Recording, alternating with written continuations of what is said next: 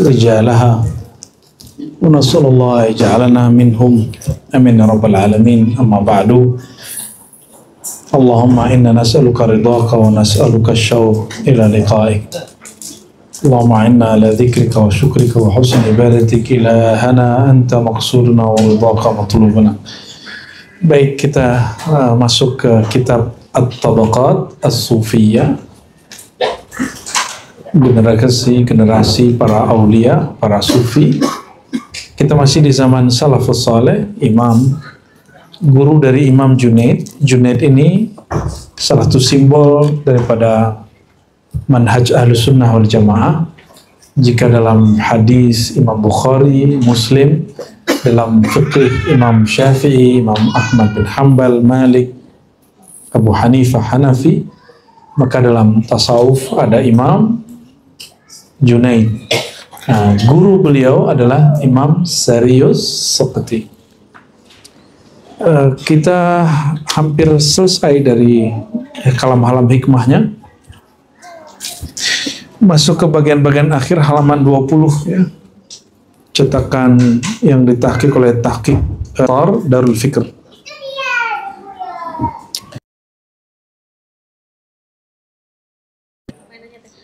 Nah, belinya setelah ziarah ke Imam Syazili. Ya, jadi dia spesialnya karena ada Syazilinya. Kalau nggak biasa aja. Karena kitabnya juga sudah kita baca dari masih mahasiswa.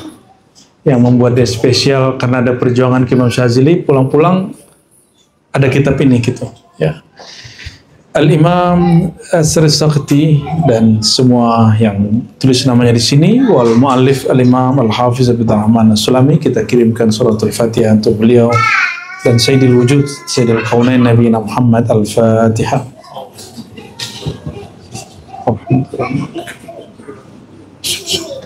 Suratul ladzina an'amta 'alaihim ghairil maghdubi 'alaihim waladdallin. Qala lisanuka tarjumanu qalbik. Lisanmu adalah translator, penerjemah daripada qalbumu. Maka ungkapan ulama ahli sunnah dalam ungkapan akidah, innamal kalam ma fil fuad. Kalam yang sebenarnya dari manusia itu yang terkandung dari isi hatinya. Jadi jangan tersinggung sama kata orang. Mungkin dia orangnya ngomongnya, coba orang Jawa sama orang Batak ngomongnya beda nggak? Ya, padahal orang Batak maksudnya biasa-biasa aja, tapi kau tersinggung. Ya, padahal dia nggak bermaksud untuk menyinggung ya. Orang Jawa ya halus sekali, tapi Jawa ya Jawa Tengah, Jawa Timur mah sama aja. Bataknya Jawa ya Jawa Timur ya. Ngeri juga ngomongnya ya. Itu yang disebut arek Surabaya, arek Malang kan ngomongnya juga Masya Allah ya, apalagi Madura kan. Masya Allah lah itu ya, artinya jangan kaget kalau orang Jawa Madura juga ada yang keras gitu ya. Gak tau kalau lu mejeng gimana? Ya, lu mejeng. Lisanuka tarjumanu qalbi. Lisanmu adalah translator, penerjemah isi kolbumu.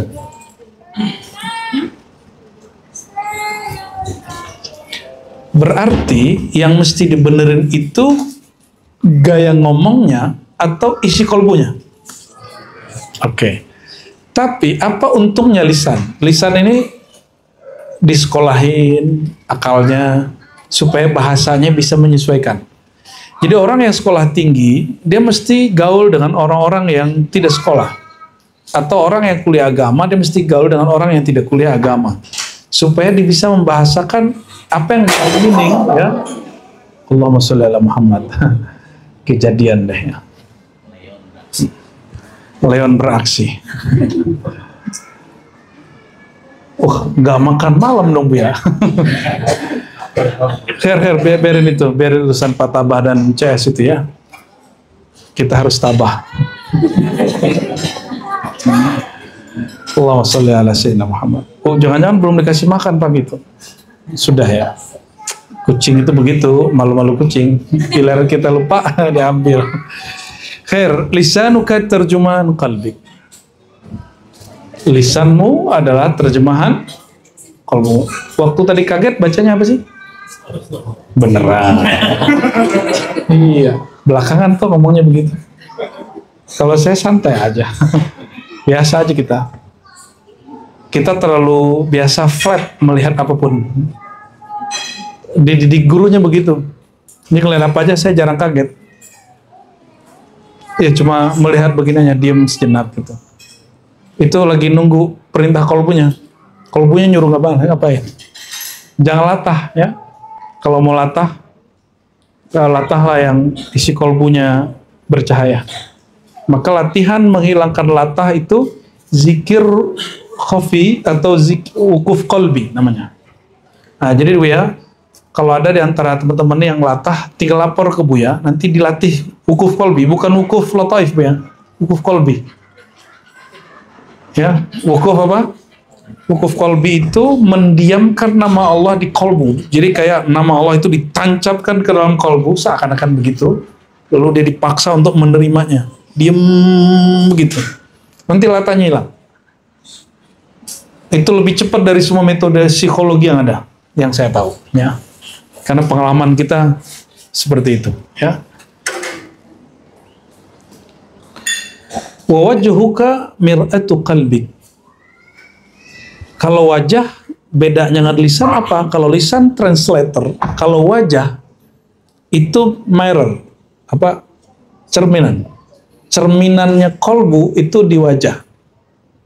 Jadi hati-hati, wajahmu cerminan kolbumu. Jadi kalau kolbunya berbohong terhadap Allah itu akan kelihatan zulumatul kizb. Berarti dia khianat kepada Allah. Itu yang disebutkan di dalam Al-Quran, yukhadi'un Allah. Mereka menipu Allah, padahal Allah bisa ditipu? Gak bisa.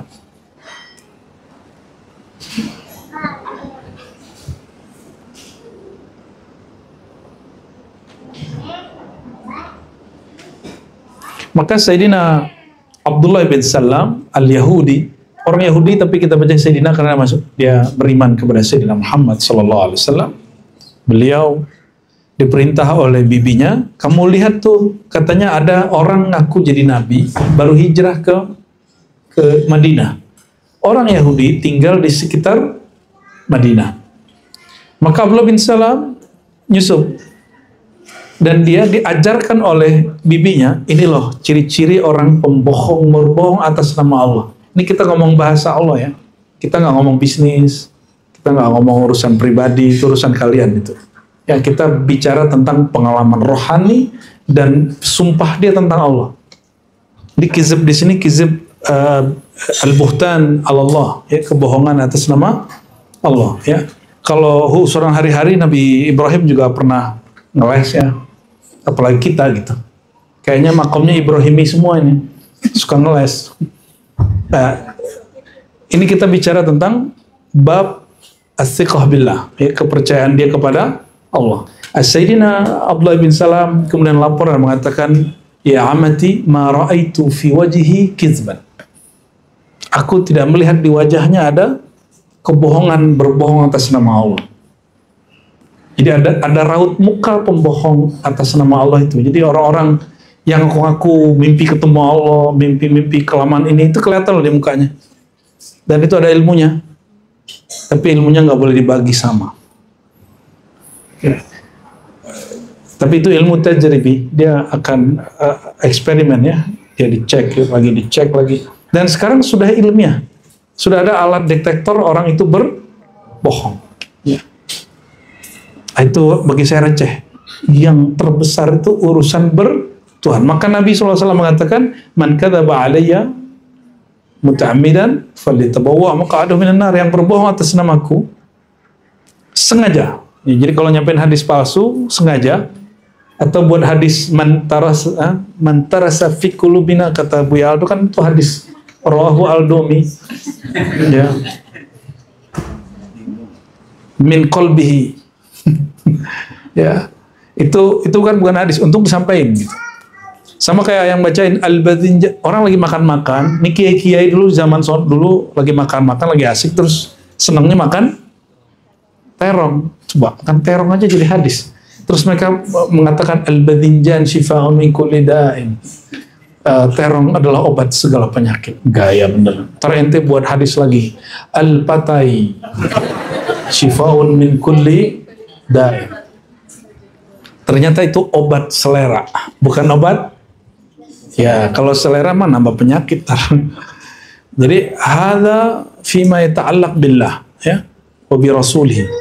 Yang berbohong atas nama Rasulullah berarti bohong atas nama Allah. Jadi beliau mengatakan al-kazibu alayya la kakazib, bohong atas namaku. Bohong atas nama makhluk itu dosanya sesama makhluk. Berarti urusan kita sama dia. Tapi kalau bohong sama Allah, apalagi yang, nah ini hati-hati, nanti banyak ngaku Imam Mahdi, padahal dia bukan Imam Mahdi. Ya, oleh karenanya ke depan semuanya wajib belajar istifta'ul qalb. Kata Nabi, istafti qalbak, minta fatwa ke dalam kolbumu. Jadi ada satu kurikulum nanti di Ribat ya, kurikulum istifta'ul qalb. Minta fatwa ke dalam kolbu. Minta petuah ke dalam kalbu. Karena nanti akan banyak orang ngaku jadi wali, ngaku jadi mahdi, ngaku jadi kutub, ngaku jadi abdal, ngaku jadi apa lagi? Ngaku apa? Jadi-jadian. Terserah mereka ngaku, tapi nanti kalbu kita yang nuntun. Karena kalbu itu tempat Allah menatap. Tempat Allah menatap. Termasuk masalah apapun, minta fatwa ke dalam kolbu. Jangan minta fatwa ke YouTube, ya. Ini nanya, ini Buya Asfi amalannya nih, lihat dulu di YouTube, ada nggak? Masa Buya dibentur dengan Google dan YouTube, itu sungguh tidak rasional, ya. Berarti standar kebenaran Buya itu Google dan YouTube, ya. Itu jahilun atau zakiyun? Orang jahil apa cerdas itu? Ahmak loh ibu ya, kayaknya dendam banget orang begitu. Ahmak itu lebih jahil dari orang jahil. Kumpulkan 1000 orang jahil lah, yang paling jahil itu namanya ahmak. Wawajuhuka mir'atu qalbi, wajahmu itu cerminan kalbu. Jadi kalbu kita nggak usah bagus-bagusin ke orang, bagusin ke Allah. Baguskan kalbumu kepada Allah. Tidak usah sibuk nanti bagusin wajah kita ke makhluk. Wajah itu secukupnya aja. Ya, nggak usah yang aneh-aneh. Jangan terlalu banyak masukin barang-barang asing ke dalam kulit. Ya, bedak boleh nggak? Bedak boleh, tapi jangan yang setebal 5 km gitu. Biasa aja. Nggak usah juga suntik-suntik yang berbahaya. Ya mungkin ada sekarang teknologi ngilangin bintik nggak apa-apa. Itu kan justru nyabut ya. Tapi sebelum itu nggak usah lah yang aneh-aneh. Tubuh kita ini sudah fi ahsani taqwim. Kalau ada sesuatu yang masuk di luarnya, dia akan terganggu. Jadi jangan dikira orang yang nirusin ini itu badannya enak, itu dia perlu obat penghilang pain, sakit, itu ngeri itu. Orang apalagi yang ganti kelamin, astagfirullah, ya transgender, kasihan. Kita bukan benci sama dia, kita kasihan sama dia. Dia hari-hari pasti kalau nggak ada obat itu, dia akan kesakitan terus. Saya bekas ini aja masih gatal sampai sekarang. Bekas campak ya, cacar. Kita jatuh 5 bulan lalu sampai sekarang masih berasa aja. Ya, jatuh cuma geser dikit itu berasa sampai hari ini. Ya, jadi tubuh ini sudah sangat, ini tinggal kita bersyukur kepada Allah SWT. Maka wajah kita yang kita perbaiki, wajah syukur kepada Allah. Kalau belum sanggup syukur, sabar. Ya. Yang ketawanya telat. Apa beda syukur dan sabar? Sabar itu dia memandang Allah sedang melakukan yang nggak cocok dengan keinginan dia. Jangan mengatakan Allah melakukan yang buruk, itu akidah yang sesat. Allah tidak pernah melakukan yang buruk. Buruk itu persepsi. Allah itu semua pekerjaannya sempurna. Yang tidak sempurna cara kita memandangnya. Di saat kehendak dia menurut kita tidak sesuai dengan kehendak kita, terus ente siapa? Berani-berani bilang kehendak dia nggak sesuai sama kehendak ente. Yang ada kehendak kita belum match dengan kehendak Allah, itu baru boleh ngomong begitu. Jangan ngomong gini, sepertinya Allah berkehendak lain daripada kita. Ente siapa? Ya, sehingga berani mengatakan Allah berbeda dengan kita. Ini berarti ya, dalam mazhab fikih atau hadis, ini perhatiin. Imam Syafi'i punya mazhab namanya mazhab Syafi'i. Jika Imam Ibnu Hajar Haytami punya fatwa menyalahi Asy-Syafi'i, itu nggak dianggap. Fa khilafuhu la yu'tabar. Perbedaan dia, kontra dia tidak dianggap. Terus itu baru imam dengan imam yang mengikutinya. Apalagi cuma makhluk kayak kita, terus berbeda dengan pemilik alam ini. Maka adab kita cukup mengatakan, mungkin yang kita harapkan belum Allah wujudkan untuk sekarang, karena Allah menganggapnya belum sesuai. Jadi kita bersabar di situ. Tapi bersabar itu baru rubu'ul iman. Sabar itu rubu'ul separuh iman. Kalau di hadis yang dhaif ada nisful iman, setengah iman, lalu setengahnya disyukur. Bal asyukru syukur. Terlalu justru salah bersyukur dia. Mensyukuri yang bukan hak dia. Yatabayyanu 'alal wajhi ma tudmirul qulub. Akan terlihat nyata di raut wajah apa yang ada tersimpan. Tudmir itu yang tersimpan. Al-qulub oleh kolbu, yang disimpan oleh kolbu. Maka kita berdoa tadi apa? Ya Allah, berikan kami rasa rindu bertemu jumpa kepadamu. Rindu sama orang, merindu makhluk, rindu sama Allah beda lagi tuh. Ya, tapi kita mustahil rindu kepada Allah tanpa merindui Rasulullah SAW. Dan mustahil rindu ke Rasulullah kalau belum tahu cara merindui guru. Bersifat merindu. Itu secara ilmu akidah. Tapi dalam ilmu zauq itu boleh. Karena dia bab subjektif. Ilmu akidah itu sedang menjelaskan kaidah bertuhan. Sedangkan rasa bertuhan itu lain cerita. Makanya jalurnya Rumi membicarakan tentang Allah itu seakan-akan pacarnya, kekasihnya. Sama dengan Hamzah, kalau Hamzah Fansuri lain. Hamzah Fansuri bicara tentang Allah itu seakan-akan kampungnya. Jadi beda. Karena Hamzah Fansuri Qutbul Haqa'iq fi Jawa ya, di Nusantara dulu Qutbul Haqa'iqnya Hamzah Fansuri. Sedangkan Qutbul Mursyidin zamannya adalah Nuruddin Ar-Raniri. Jadi nggak nyambung. Ini mursyid, ahli kalam, ngerti di atas tasawuf, tapi dia bukan orang yang pakar hakikat. Jadi ada perbedaan. Oleh karena itu harus ada yang mengetengahinya. Dulu ada namanya Saifur Rijal, dia dari Sumatera juga, yang kemudian menengahi bab itu sehingga Nuruddin Ar-Raniri tidak berani lagi mengatai pengikut Hamzah Fansuri dan Syamsuddin Sumatera'i.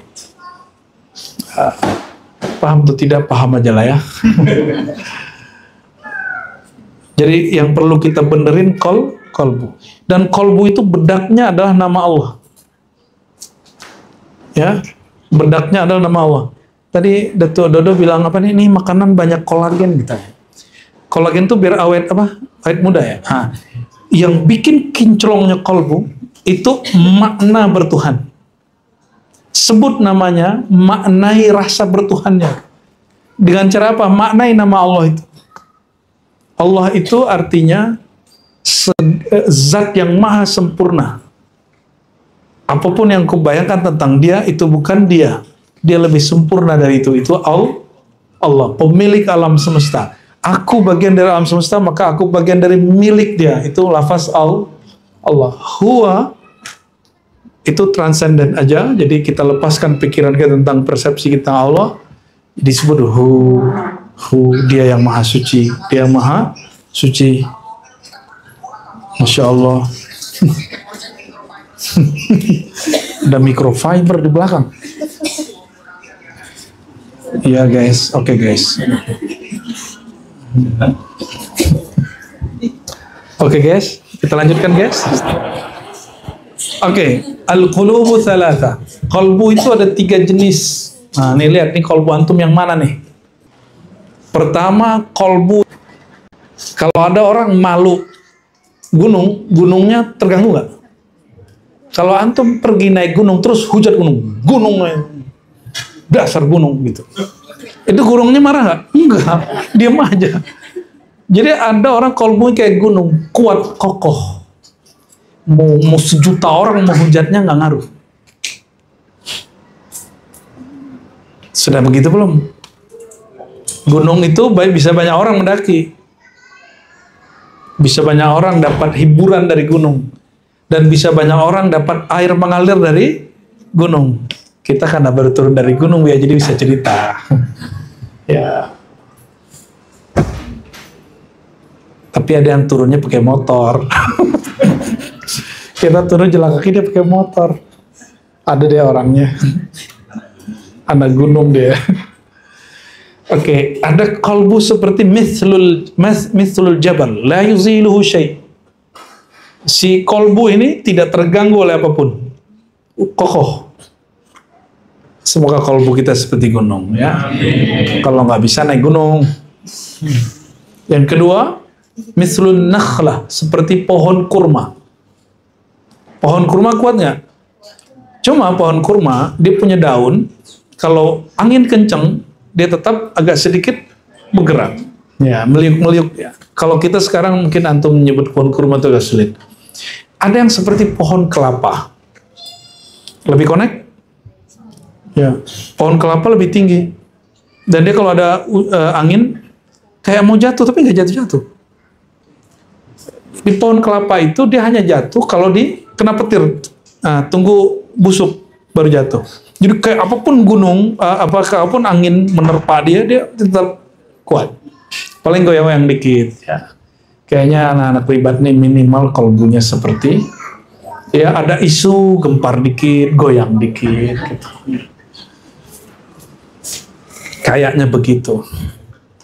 Tapi ada juga 1-2, qalbuhu karrishah, tamilu ma'arrih yaminan wa shimalan. Seperti kapas. Atau kayak daun-daun yang ringan.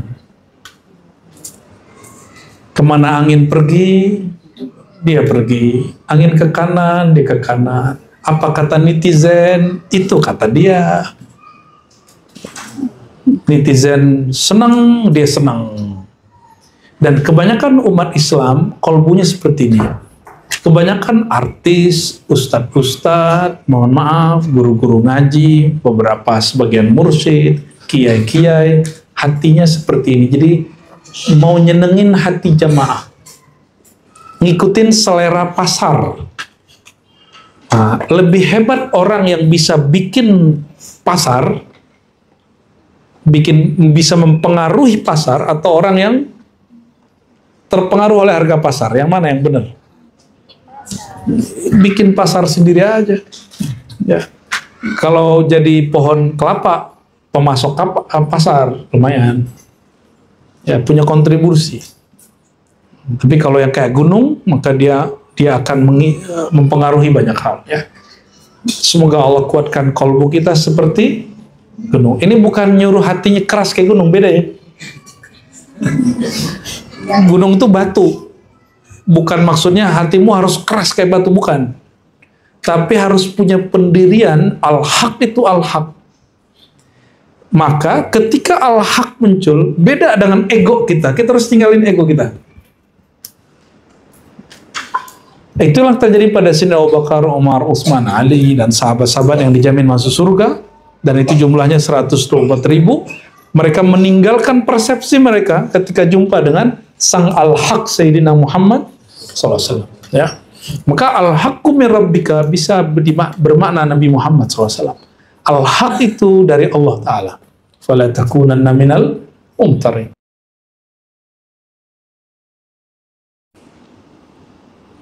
La tusrim akhaka ala irtiyabin wa la tada'hu dunal isti'tabin, ya. Sarm, ma mana sarm? Sarm.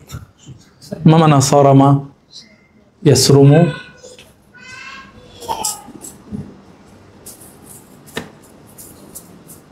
Jangan buat saudaramu, jangan bikin saudaramu atau meninggalkan saudaramu dalam keraguan, ya.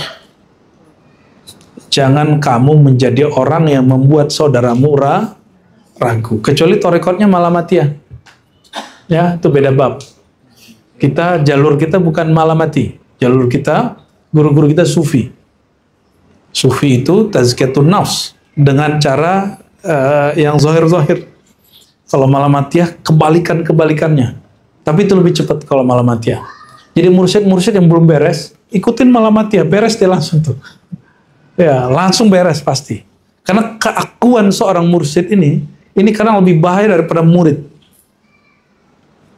Merasa diri mursyid itu bahaya, merasa diri kiai, diri ustadz, apalagi merasa dirinya viral, itu paling bahaya itu. Paling bahaya. Ya, nanti tersinggungan, merasa nggak dihargai, pengen dijemput, nggak dijemput, tersinggung. Ya, dikasih amplop honornya nggak sesuai dengan ekspektasinya, kemudian nggak mau datang lagi. Nah begitu, ya. Wala tada'hu dunal isti'tab, ya. Jangan kamu biarkan dia tanpa ditegur, ya. Idza ghatamamta lima yanqus min malik fabqi ala ma yanqus min umrik. Jika engkau galau, gelisah, khawatir terhadap jasa ataupun harta yang engkau habiskan untuk khidmat, dari hartamu, dari waktumu, dari perjuanganmu, ini merasa nih, mohon maaf, ini hati-hati, nanti setan masuk. Antum udah membantu masjid, antum majelis, atau dimanapun berjuang untuk agama, terus merasa nggak dihargai. Lalu mulai gelisah. Aku ini sudah ngabisin waktu, udah ngabisin duit, udah ngabisin, semua sebutin, relasi. Gua nggak dihargai. Ya, baper, banci itu namanya. Pejuang nggak ada yang begitu. Pejuang, mujahid, tidak ada yang baper, nggak ada. Ya. Fabqi ala ma yanqus min umri. Kalau begitu, kamu ratapilah, kamu tangisilah umurmu yang terbuang sia-sia. Jadi kalau masih ngitung-ngitung perjuangan kita, pengorbanan kita untuk Allah, siap-siap untuk meratapi umur yang sudah dibuang. Jadi spending time-nya, materinya, jasanya, itu nggak dihitung sama Allah. Nggak dihitung sama Allah. Ini kadang-kadang loh, ini kalau Bu Yani lagi malamatiyah, semoga nggak sampai ke malamatiyah nih beliau nih. Nanti ada yang bikin suatu usaha, satu program jasa, udah maksimal, terus nggak dihargai sama Bu Yaldomi. Itu indikatornya. Itu ujian. Antum berbuat karena Allah atau karena Buya? Ya. Buat karena sang guru atau berbuat karena Tuhannya guru. Oleh karenanya Al-Imam Syarif Sakti, ini pesan beliau untuk orang-orang yang berjuang di majelis, di masjid, di tarekat, ya, atau di, kalau mungkin ada MUI, ada Perti, ada NU, ada Matla'ul Anwar, NW, apapun namanya, yang berjuang yang karena katanya untuk menegakkan syiar agama Allah, terus tiba-tiba dia baper karena merasa tidak dihargai. Siap-siap, berarti semua perjuanganmu sebelumnya, semua usahamu sebelumnya, semua lelahmu sebelumnya, itu sia-sia. Oke, jadi kita bertobat kepada Allah dari merasa berjasa. Ya, ciri-ciri perjuangan antum diterima Allah, pengorbanannya diterima Allah, apa ciri-cirinya? Nisyanul amal. Lupa kalau sudah berjasa. Ya.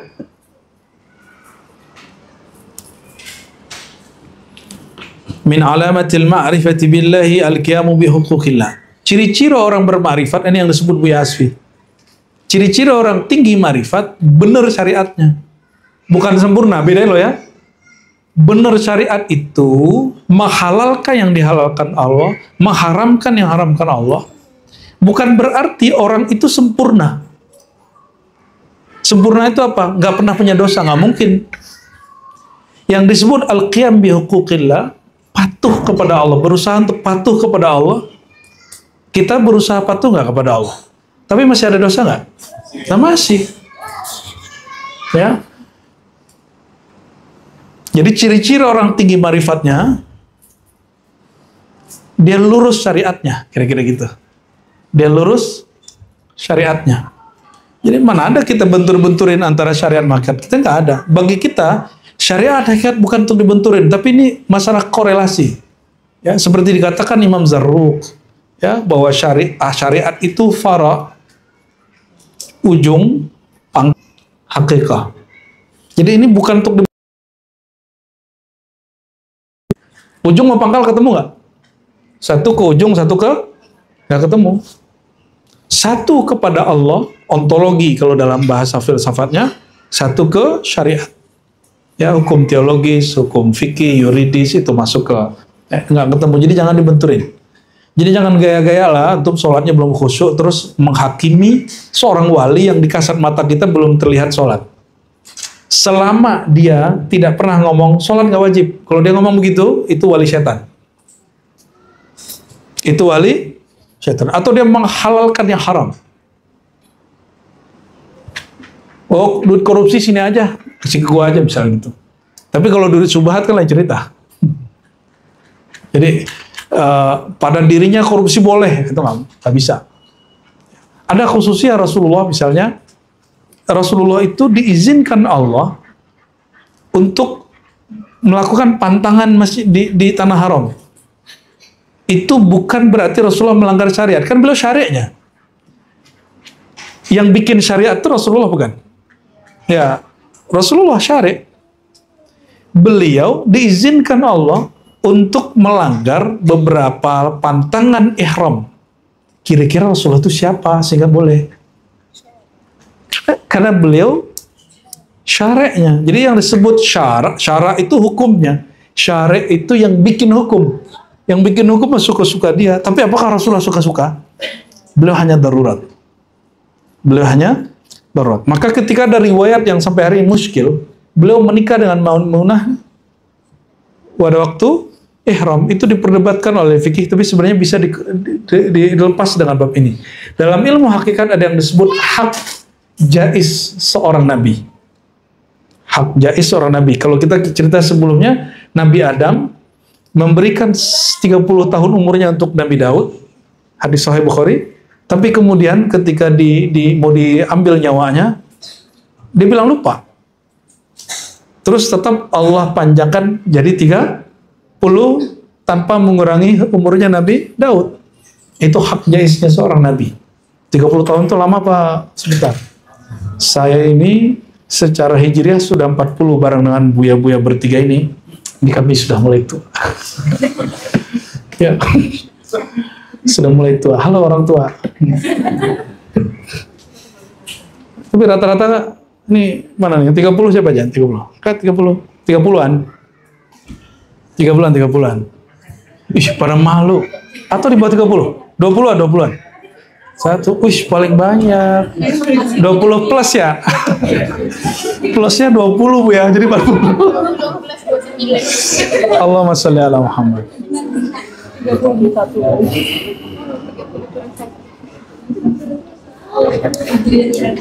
Wa itharuhu ala nafsi ma amkanat fihi al-qudrah. Mendahulukan, menunaikan hak Allah, artinya melaksanakan tugas kehambaan daripada mendahulukan nafsiyah, keakuan. daripada keakuan. Keakuan itu bisa isinya malas, inkar, ya. Karena antum mikir sama Allah itu masih urusannya raja dan yang penguasa dan dikuasai. Jadi kayaknya hukum Allah itu keancaman, beban. Sama seperti pabrik-pabrikan, orang PT-PT itu kan, mereka kalau bayar pajak tuh kayak tersiksa. Mohon maaf nih yang punya usaha. Pajak itu paksa. Itu tanda cinta ke dalam negeri.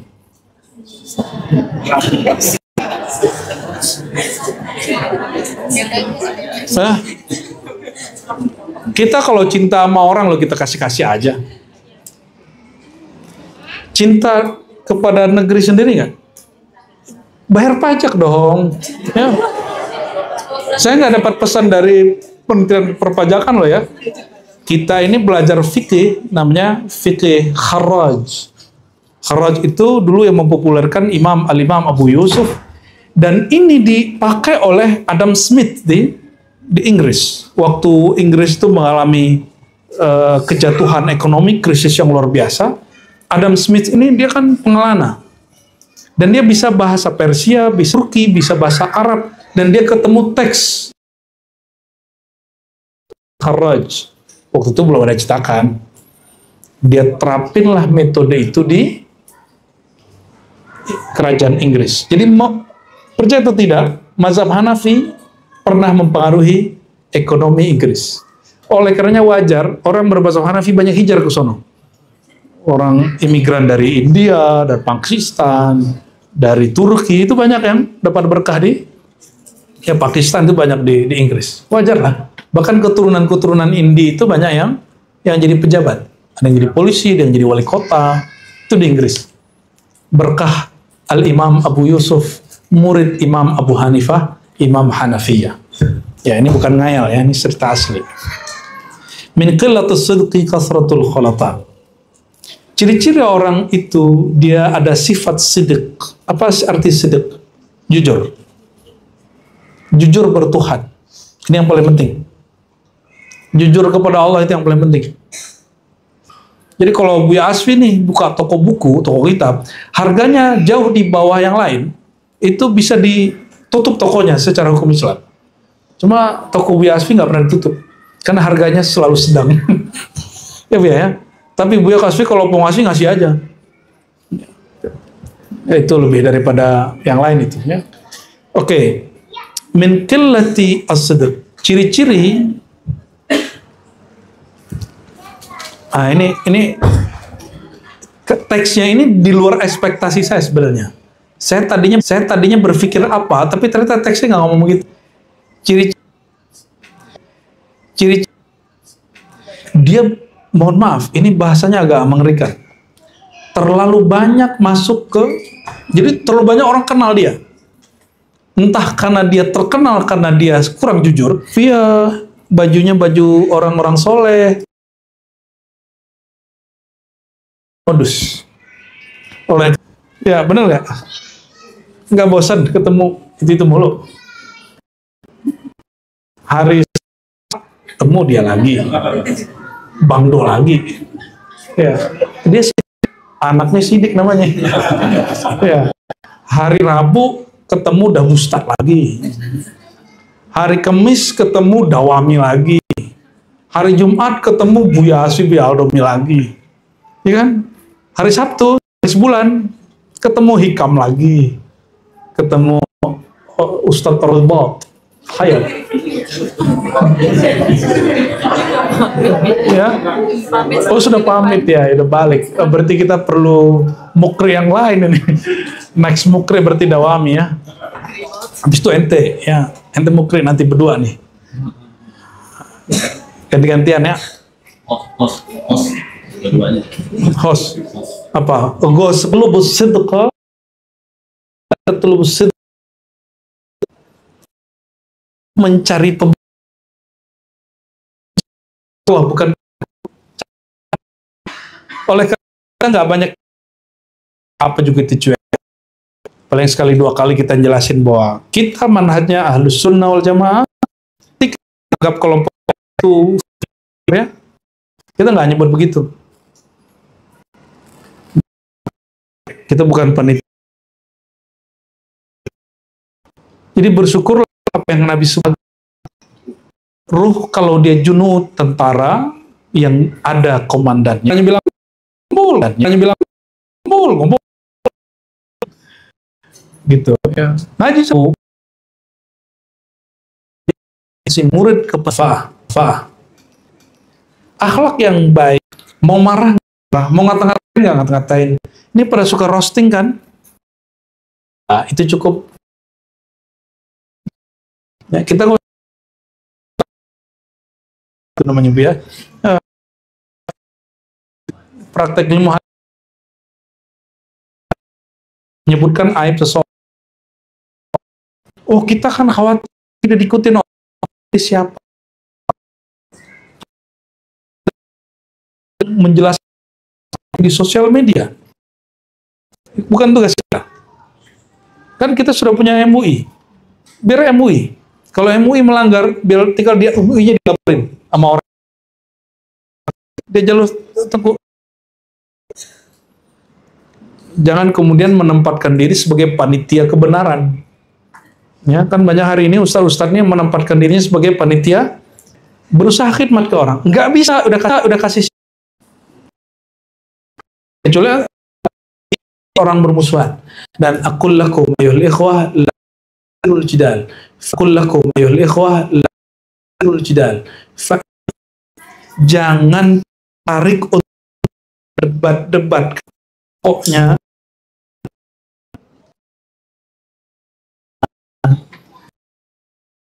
debat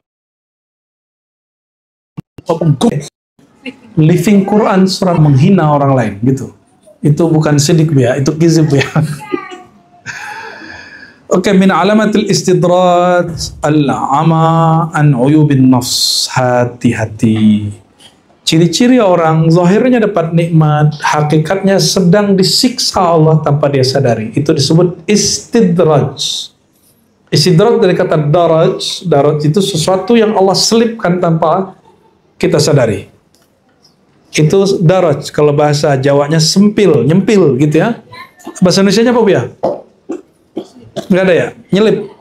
Udah bahasa Indonesia tuh? Oke, bahasa Indonesia lah ya. Jadi istidraj apa? Zahirnya nikmat, tapi sebenarnya disisipkan di dalamnya ada siksaan Allah. Apa itu? Al-ama. Atau apa? Kebutaan dari uyubun nafs. Aib diri. Sibuk ngurusin Gus Miftah. Ente-nya belum tentu benar. Sibuk ngurusin siapa lagi? Ngurusin habaib. Lah ente juga belum tentu benar. Nasab ente juga gak jelas. Ngurusin nasab orang. Udahlah kita urusin nasab kita ke Allah aja. Ya, nasab kita ke Allah apa nih ya? Sama nasib kita ke Allah ya. Ya, maka kita nggak tertarik ngomongin nasab karena saya aja menasab saya ke atas paling cuma 4 doang yang saya tahu. Razi Hashim bin Nur Akmal bin Muhammad Nur bin Abdul Hamid bin Abdullah bin Abdullah bin Abdullah bin Abdullah bin Abdul bin Adam. Gitu doang. Udah nggak tahu lagi udah. Walaupun dicari-cari ntar ketemu juga, mungkin sampai 7 gitu, udah mentok-mentok sudah itu. Terus ngurusin nasab orang ya salam, ngaca lah ya. Jangan-jangan itu istidraj. Sibuk dengan nasab orang, tapi tidak sibuk dengan nasab sendiri. Sibuk dengan sanad orang, tidak sibuk dengan sanad sendiri. Sibuk dengan kesesatan tarikot orang, tidak sibuk dengan kesesatan tarikotnya sendiri. Khairul rizq ma salima min khamsah. Sebaik-baik rezeki ini rezeki yang disebut the best rizq. Sebaik-baik rezeki itu 5 kriterianya. 1, minal atham fil iktisab wal madalla wal khudu. Sebaik-baik rezeki itu yang pertama yang terbebas salima min khamsah, yaitu salima minal atham fil iktisab, yang usahanya tidak bercampur dengan dosa, hukum haram. Maka yang bertanya, apa hukumnya saya bekerja di bank? Saya penganut fatwa bahwa riba yang ditujukan kepada bank itu tidak valid. Riba haram, mutlak. Riba itu syariat loh, haramnya.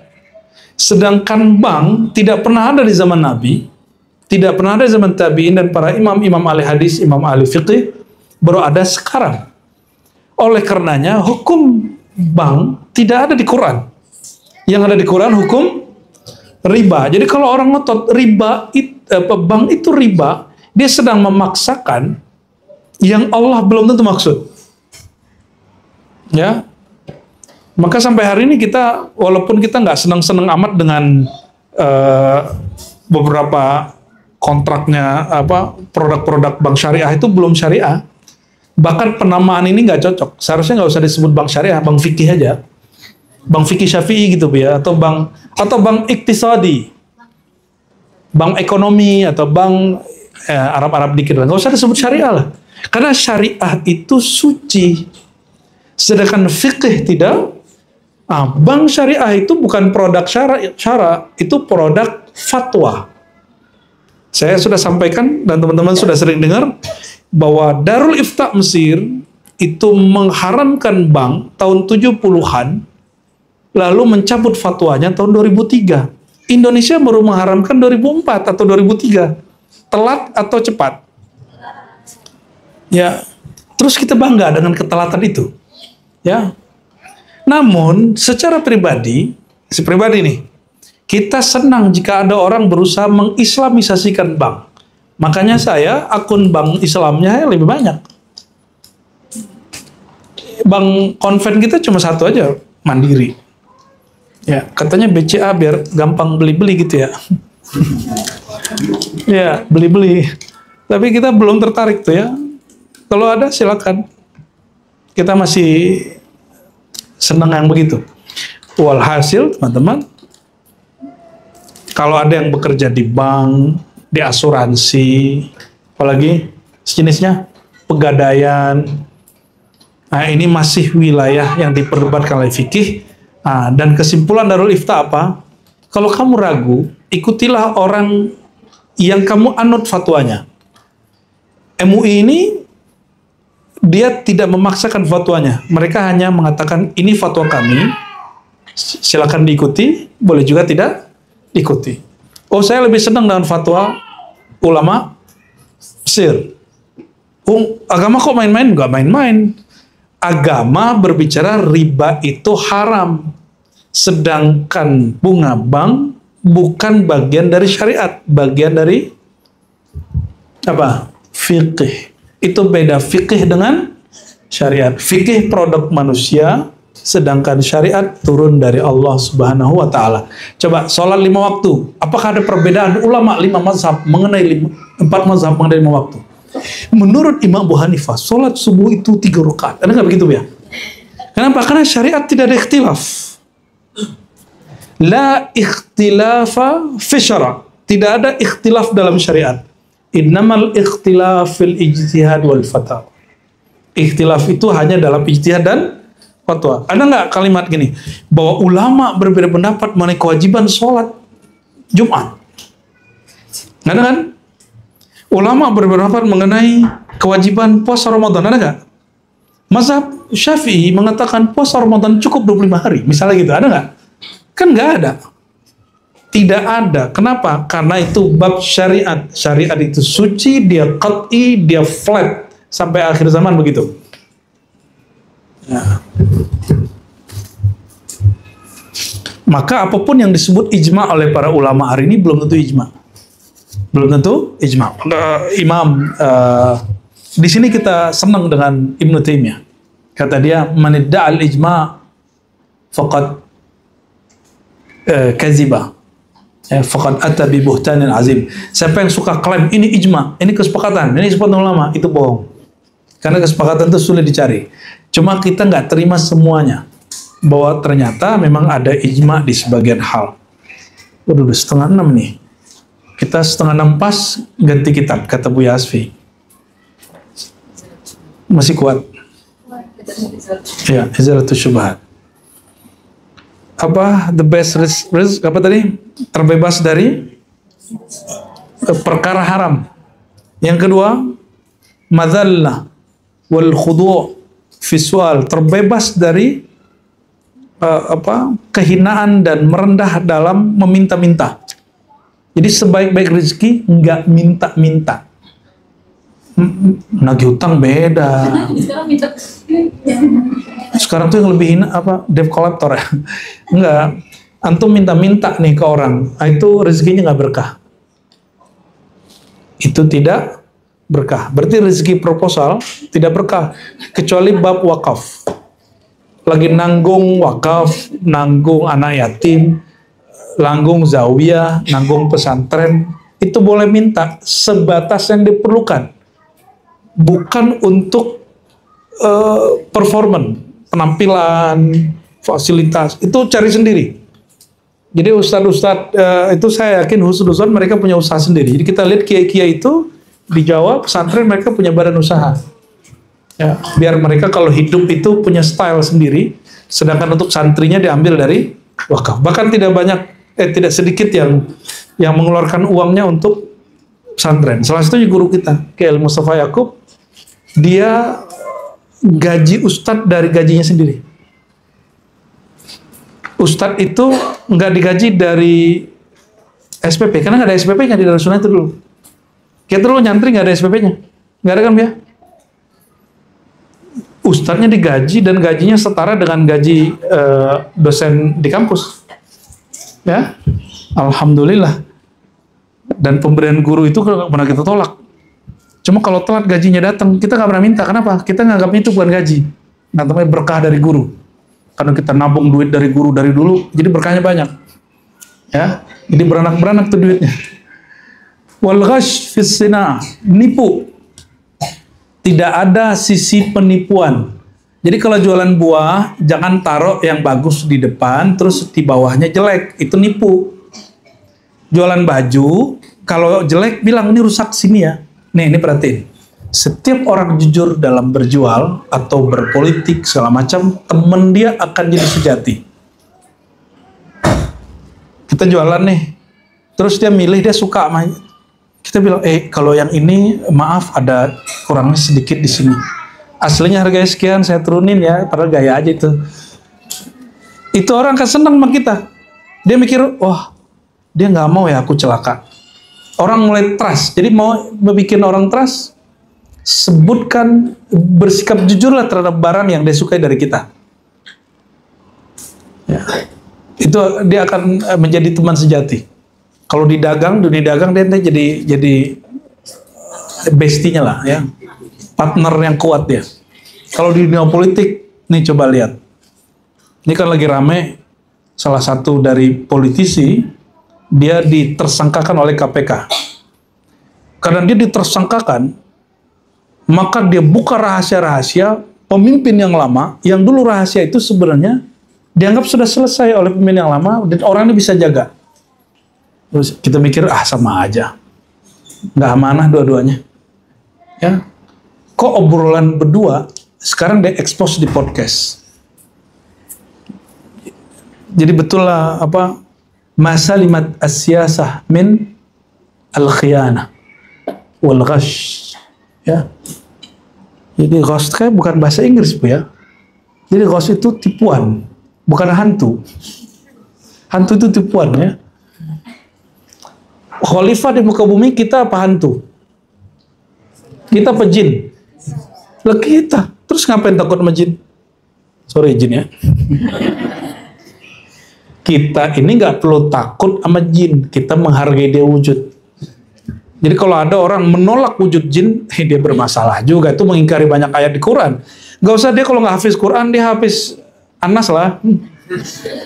Coba yang sekarang katanya ikut filsafat stoa ini gaya-gaya bener.